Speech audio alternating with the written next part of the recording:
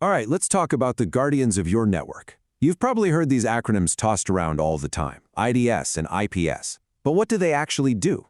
Well, today we're going to break it all down and figure out who's who in the world of network security. Think about it for a second. The amount of data zipping across our networks every single moment is just mind-boggling. But hidden in that flood of information, there could be anything. Hackers, malware, you name it. So who's watching? Who's standing guard? That's the exact question we're answering today, and it all comes down to IDS and IPS. First up, let's meet our first character in this story. I want you to picture a classic detective, quiet, always watching, taking notes, putting the pieces together. That, my friends, is our IDS. So what exactly is an intrusion detection system? Well, the name kind of gives it away, right? It's a system that's constantly monitoring all the traffic on a network, and it's looking for anything that seems, well, suspicious. Think of it like a digital neighborhood watch, just sitting back and keeping an eye on everything that goes by. And this is the perfect way to think about it. Imagine a security guard in a back room, just glued to the camera monitors. They can see everything. They can spot when something's wrong, for sure. They can pick up the phone and report it. But here's the key. They're not at the front door. They can't actually step in and stop it from happening. So how does this detective do its job? Well, it's got a few methods. You can have a network-based IDS, or NIDS, which is the one watching all the traffic flowing between computers. Or you can have a host-based IDS, HIDS, which is like putting a dedicated guard on a single, important computer. And it finds the bad guys in two main ways: by looking for known attack patterns, kind of like a most wanted list, or by spotting weird, unusual behavior that just doesn't fit the normal pattern.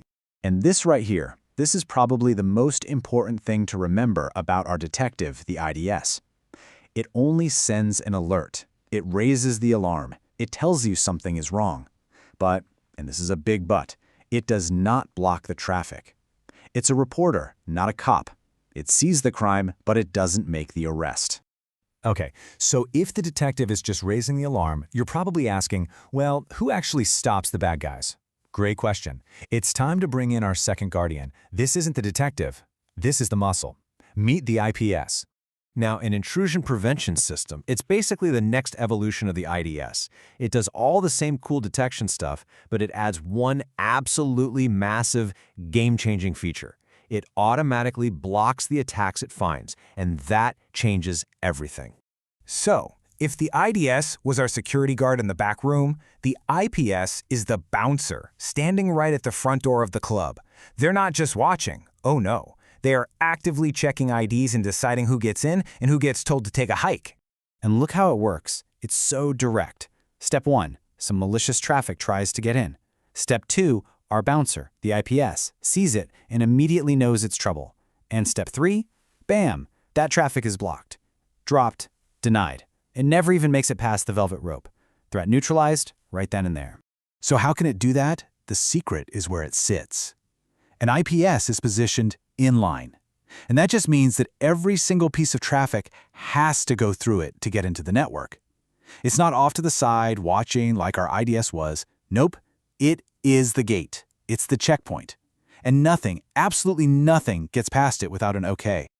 All right, so we've met our two players. We have the observant detective, the IDS, and we have the tough-as-nails bouncer, the IPS. So now, let's put them head-to-head, detective versus bouncer. Let's see how they stack up.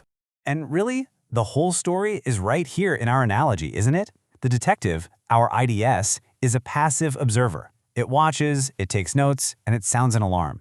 The bouncer, our IPS, is an active enforcer.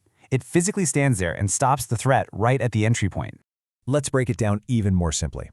Look at the action. IDS detects only. IPS detects and blocks. That makes their roles totally different. The IDS is passive. The IPS is active.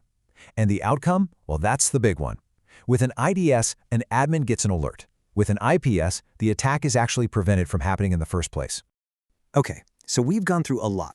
The detective, the bouncer, inline, passive. But if you walk away from this explainer remembering just one thing, what should it be? It's these two words right here, detection versus prevention. That's it. That's the whole ballgame.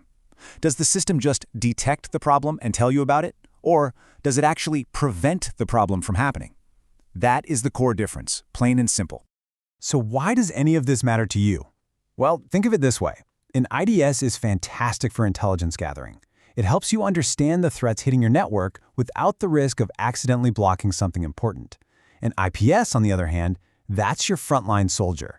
It's there to stop known bad guys in their tracks. So choosing isn't always about one or the other. A lot of times, the best security uses both. It really just depends on your specific goals.